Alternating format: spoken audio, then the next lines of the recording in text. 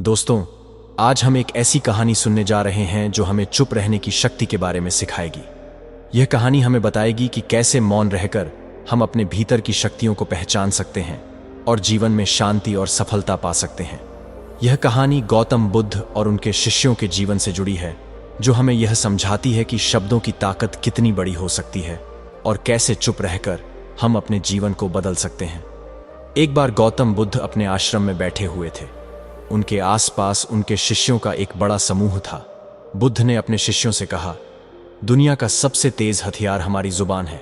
यह बिना किसी का खून बहाए किसी को भी अंदर से मार सकती है। हमारे शब्द हमारी ताकत हो सकते हैं, लेकिन अगर हम उन्हें सही तरीके से इस्तेमाल नहीं करते तो यह हमारी सबसे बड़ी कमजोरी भी बन सकते हैं। बुद्ध ने आगे कहा, अगर हम सही समय पर सही शब्दों का इस्तेमाल करते हैं तो यह हमें सफल बना सकता है, लेकिन अगर हम गलत समय पर गलत शब्द बोलते हैं तो यह हमारे जीवन को नर्क से भी बदतर बना सकता है।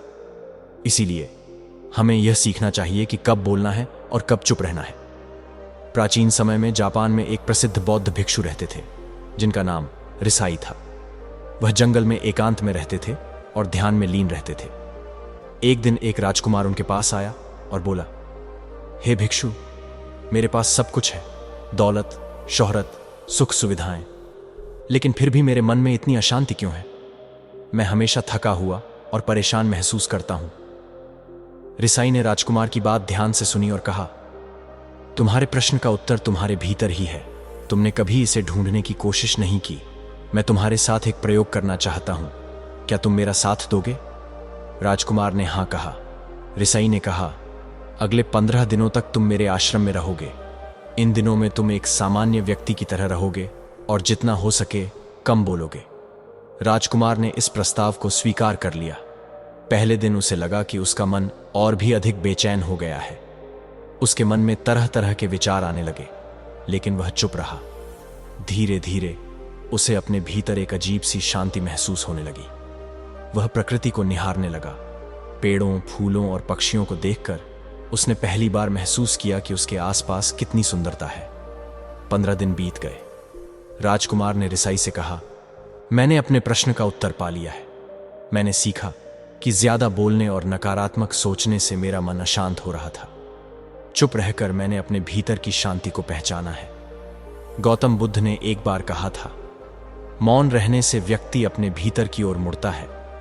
यह स्वयं को जानने की पहली सीढ़ी है।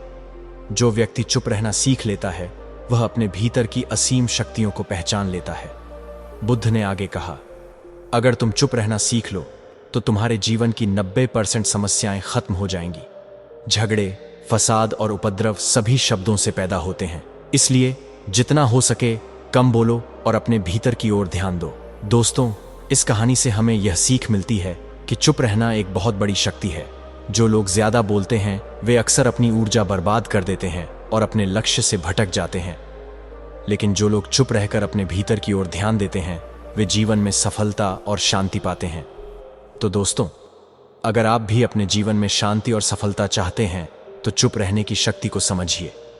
जितना हो सके कम बोलिए और अपने भीतर की ओर ध्यान दीजिए।